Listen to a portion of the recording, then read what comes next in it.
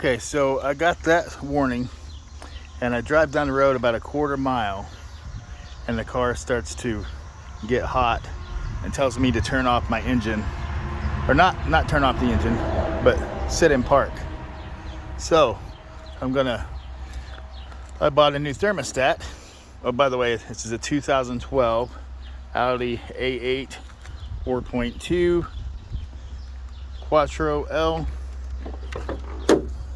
This is what the motor looks like. In case you're wondering, I've taken some of the plastic off of it, so yours may look a little different, but I'm gonna go under the car and try to show you where this thermostat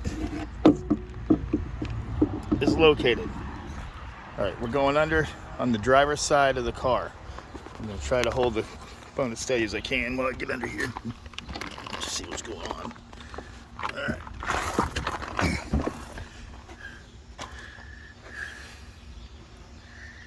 Right there is the thermostat. No, it don't actually look the same, but here it is. There's 5 bolts to it. I haven't started taking it off yet. I'm going to drain the fluid. I believe the fluid drain is right here. I hope. It's just the first part of the video. I will try to finish this and show a little more detail to those who want to try it themselves. Alright, that little plug is definitely where you can drain it at. It takes a pretty good sized, either whether flathead or Phillips head screwdriver. Just make sure it's a good size Phillips head. I'm not going to video the whole thing draining. I'll go on to the next part. Alright, back to the 2012 Audi A8 4.2. I couldn't get to the thermostat bolts from underneath, so I had to take off the wheel, or the tire, and the inside trim stuff. The inside, I don't know, whatever it's called. But anyway, there's a bolt. I'm using a 1/4 inch extension to get to a bolt deep inside. I don't think you can see it with the camera. All right, let's see where that goes. I'll get underneath the car and show you.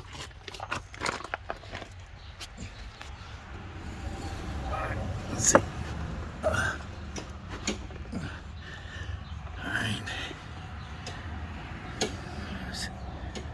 Right there is a nut. One of the bolts right there. I'm going to use this right there. See if I can get it better. It's a little blurry, but I'm going to use this extension, probably in another one, to get this bolt off. All right, well, I couldn't get the socket right on there, so I had to use like a U-joint. And I didn't have a 1/4 inch U-joint, so I had to use a series of adapters to get it on there. And hopefully this is successful. I'm using about a 2 foot long extension, 1/4 inch extension, to go through the channel there above the frame. And gets to that bolt right there. We'll see if we can get this off. All right, as you can see, I got that bolt out, but you definitely need a U-joint to get that to seat on there right, or you'll strip out that bolt. It was slipping before. I was able to loosen it, and then I was able to stick my hand up there and use one finger to roll it out the rest of the way. Just be careful, because it'll fall and hit this. I guess it's the oil pan right here. I'm going to go on to the next bolt. I'll try to get a view of that. All right, this is the bolt on top. I'm going to try to slip the extension through there and if I can get on there, I will show you on there how I did it. All right, I was able to feed my extension in through this point right here. And as you can see, there it is right there. There's the, see the top nut up there. You can see a little better. Right up there. Right there it is.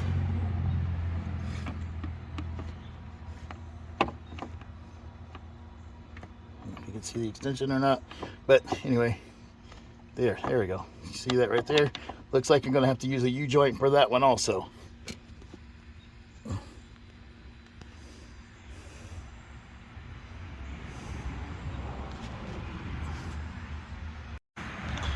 All right, so this heater hose, or yeah, coolant hose right here. We're definitely going to have to, unhook that just to get the clearance for that bolt up there.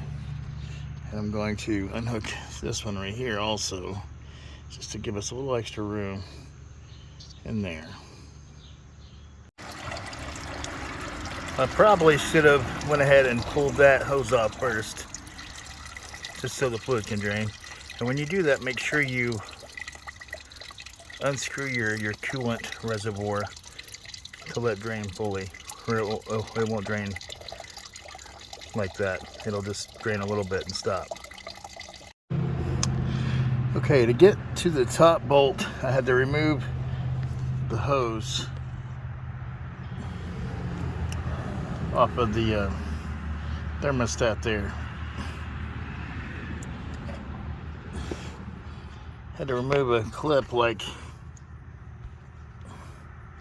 that off the hose. And then I use this tool to push the hose off of that thermostat housing, because it would not come off any other way. Now to get to that bolt up there at the top, you see, I had to remove that hose because the socket would not get on that bolt very well. To take that top bolt out, we had to go through the wheel well here, the 1/4-inch drive ratchet, about a 12-inch extension, and a 1/4-inch universal joint. You can see it up there, on top there. There we go. All right, there's the last and final bolt. We're gonna put see if we can get that socket on there. Just a second. All right, there it is. You do not need a universal socket or a U-joint to get on there. Just a 12-inch extension through the wheel well here. It's probably been the easiest bolt to get to so far, besides taking a wheel off. All right, you can see that now I've got it loose. All the bolts are out. Now just, here comes how to get it out of there. I'll try to record this the whole time. Seems to be hanging up on something.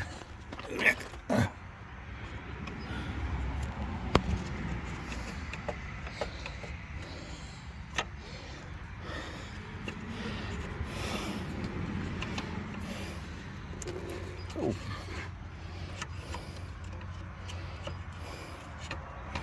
Something attached to it still. Oh. Ah. Upper hose attached to it still. Forgot to take one off. All right, we'll be back. Okay, so I got all 5 bolts out, but then you have to release this hose clamp from the top to get it out. And to reach that, you might want to get this thing right here out of the way. Have to go from the underneath. That way you can get your hand inside there. After I got that last clamp off, that whole last hose came off, and I was able to pull the thermostat right out from the bottom.